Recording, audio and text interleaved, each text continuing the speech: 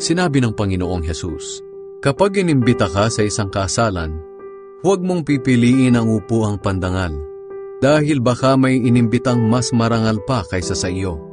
At lalapitan ka ng nag-imbita sa iyo at sasabihin niya, ibigay mo sa taong ito ang upuan mo, kaya mapapahiya ka at uupo na lang sa upuan ng mga karaniwang tao. Ang dapat mong gawin kapag naimbitahan ka ay piliin ang upuan para sa mga karaniwang tao.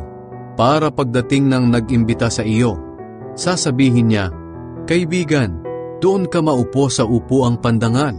Sa ganoon ay mapaparangalan ka sa harap ng lahat ng panauhin. Sapagkat ang nagpapakataas ng kanyang sarili ay ibababa, at ang nagpapakababa ay itataas.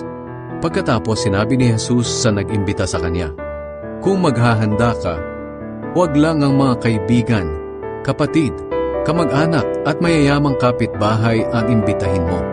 Dahil baka imbitahin ka rin nila, at sa ganooy nasuklian ka na sa ginawa mo.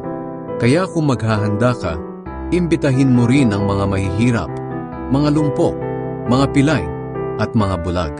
Sa ganoon ay pagpapalain ka, dahil kahit hindi ka nila masusuklian, ang Diyos ang magsusukli sa iyo sa araw ng muling pagkabuhay ng mga matuwid.